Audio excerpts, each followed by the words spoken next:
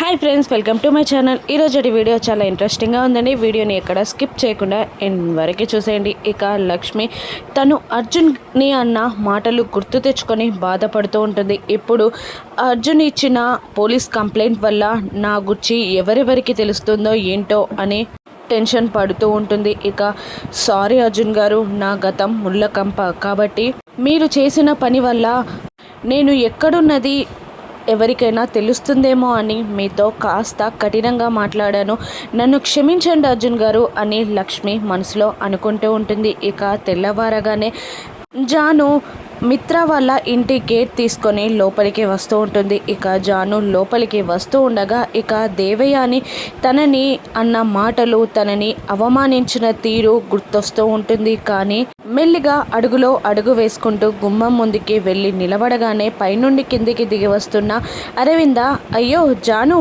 అక్కడే ఆగిపోయావేంటి, లోపలికి రా అని పిలుస్తూ ఉంటుంది. ఇక జాను అరవింద మాటతో లోపలికి వెళ్ళగానే ఏంటమ్మా ఇలా వచ్చావు, అంతా ఓకేనా అని అరవింద అడుగుతుండగా మిత్ర కూడా అప్పుడే అక్కడికి వచ్చి ఇలా అంటుంటాడు, నేనే జానుని రమ్మన్నానమ్మా అని అంటూ ఉంటాడు. మిత్ర, అవునా, ఎందుకురా అని అరవింద అడుగుతూ ఉండగా ఇక చెప్తానమ్మా అని అంటూ అందరినీ మనీషా, దేవయానిని, వివేక్ని పిలిచిన తర్వాత ఇలా అంటుంటాడు మిత్ర, జాను మీ అక్క చేసిన తప్పుకి నువ్వు శిక్ష అనుభవించడం సరికాదు. మీ అక్క నా జీవితంలో లేకపోయినంత మాత్రాన నేను నీ బాధ్యతని వదిలేలేను. ఇక నీ పెళ్లి బాధ్యతని నేను తీసుకుంటాను.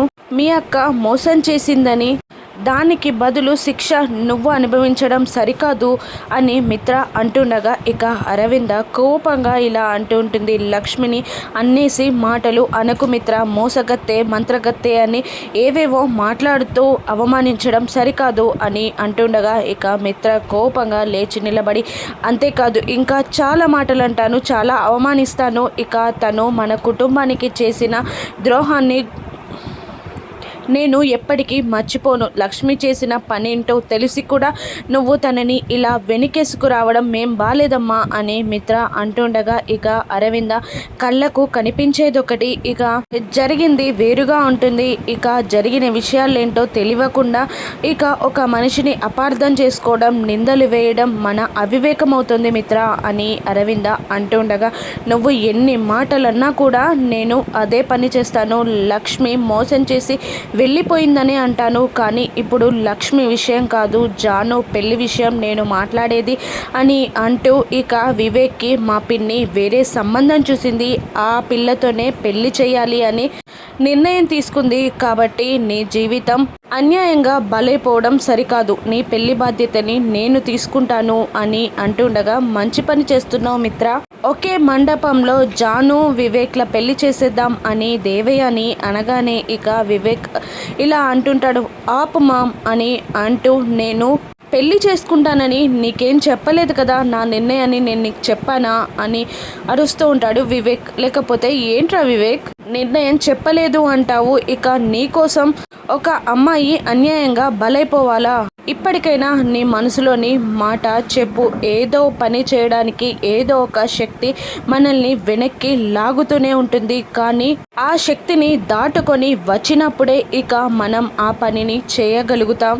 ప్రేమించిన పిల్లని పెళ్లి చేసుకోలేవు, ఇక అలాగని తనకి అన్యాయం చేస్తావా, ఇప్పటికైనా నీ మనసులోని మాట చెప్పు అని వివేక్ని మిత్ర అడుగుతుండగా ఇక వివేక్ అలాగే నిలబడిపోతాడు. ఇక నీ మనసులోని మాటని చెప్పలేవు, ఇప్పటికైనా చెప్తున్నాను, నువ్వు ఏదో ఒక నిర్ణయం తీసుకో.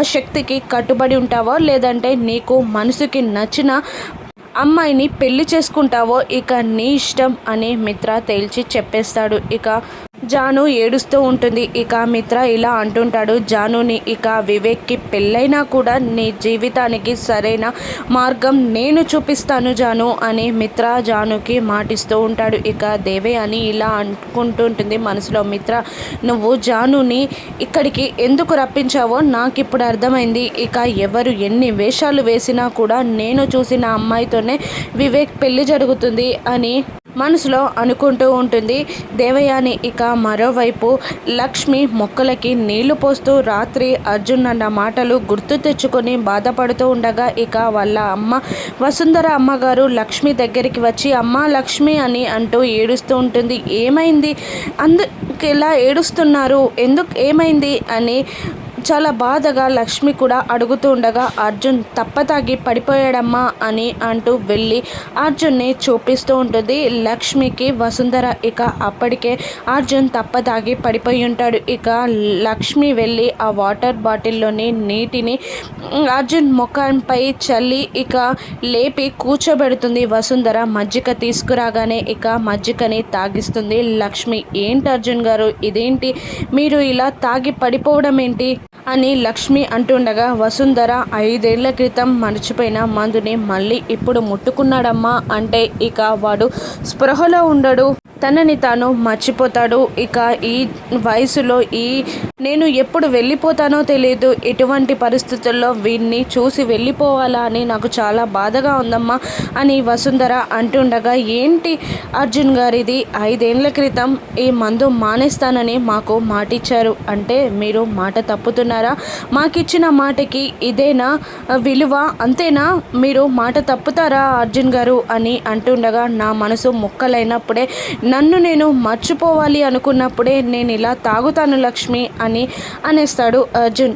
ఇక లక్ష్మి మీ మనసులు ముక్కలు అవ్వడానికి కారణం నేనే కదా, రాత్రి నేనన్న మాటలకే మీరు బాధపడ్డారు కదా అని లక్ష్మి అంటుండగా అటువంటిదేం లేదు లక్ష్మి అని అర్జున్ అనబోతాడు. లేదు అర్జున్ గారు, నేను మిమ్మల్ని అన్న మాటలకే మీరు బాధపడ్డారని నాకు తెలుసు, కానీ నా గతం అనేది ఒక నీటి బుడగ లాంటిది, అది ఎప్పుడు పేలుతుందో నాకు తెలీదు. ఇప్పుడు నా గతం గురించి తెలిస్తే నాతో పాటు నా వాళ్ళకి కూడా గాయాలు జరిగే ప్రమాదం ఉంది, అందుకే నా గతం గురించి ఎక్కడ తెలిసిపోతుందో అని మీతో అంత కఠినంగా మాట్లాడేనే తప్ప వేరే ఉద్దేశం కాదు. నా గతం చెప్పరాకుండా ఉంటుంది, అందుకే మీతో నా గతం గురించి ఎప్పుడూ చెప్పలేదు. కానీ మీరు ఇలా బాధపడుతుంటే నేను చూడలేను అర్జున్ గారు అని అంటూ ఉంటుంది లక్ష్మి. ఇక అర్జున్ నీ గతం ఎటువంటిదైనా, నువ్వు ఎదుర్కొనే సమస్య ఎటువంటిదైనా నేను నీకు అండగా ఉంటాను లక్ష్మి అని అంటుండగా మీకు ఎలా చెప్పాలి అర్జున్ గారు, ఎటువంటి సమస్యలు వస్తాయన్నది కూడా నాకు తెలియదు, ఇక మీరు తీర్చేంత చిన్న సమస్య కూడా కాదు అని అంటుంది లక్ష్మి అర్జున్ని. ఇక అర్జున్ ఇలా అంటుంటాడు, ఇక ఎంత సంపాదించినా ఎంత ఎదిగినా కూడా 5 ఏళ్లతో నీతో కలిసి ఉన్న బంధానికి నీకున్న సమస్యలని తీర్చలేకపోతున్నానన్నదే నా మనోవ్యధంతా. నువ్వు హ్యాపీగా నివ్వని ఆ సమస్యని నేను తీర్చలేకపోతున్నానన్నదే నా ఆవేదన.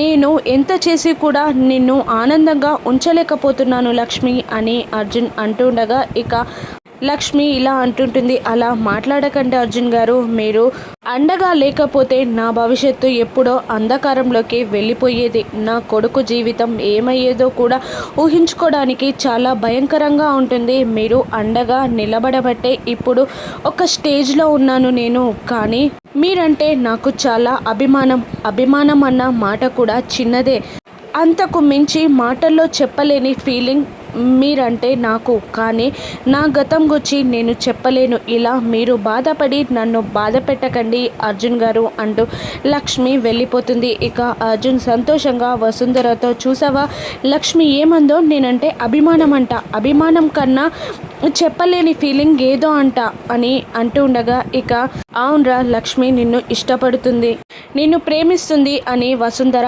అంటూ ఉండగా ఇక మళ్ళీ అర్జున్ ఇలా అంటూ ఉంటాడు, ఒకప్పుడు మందు నన్ను నాశనం చేసింది, కానీ ఇప్పుడు ఈ మందు వల్లే లక్ష్మి మనసులోని మాటని నేను తెలుసుకోగలిగానమ్మా అని సంతోషపడుతూ ఉంటుంది. ఇక మరోవైపు జాను స్కూల్కి వెళ్తూ ఇక మిత్ర అరవింద దేవయాని అన్న మాటలు గుర్తు తెచ్చుకొని బాధపడుతుండగా ఇక ఎదురుగా వివేక్ వచ్చేస్తాడు. ఇక నీ కళ్ళలో ఉన్న ఆ కన్నీటిని పోయేదాకా, నీ గుండె బరువు దిగేదాకా ఏడువు జాను అని అంటుండగా ఏడిస్తే దిగిపోయే బాధ కాదు నాది, నేను కట్టెల్లో కాలినప్పుడే నా బాధ అన్నది పోతుంది అని జాను అంటూ ఉంటుంది. ఇక వివేక్ జానుని పెళ్లి చేసుకోవాలని నిర్ణయం తీసుకుంటాడా, ఇక మిత్ర వీళ్ళిద్దరి పెళ్ళి ఏ విధంగా చేయనున్నారు, ఇక మళ్ళీ అర్జున్ ఏదైనా చేస్తాడా, లక్ష్మి అర్జున్ని మళ్ళీ బాధ పెడుతుందా, రాను ఎపిసోడ్స్లో చూద్దాం. Thank you for watching.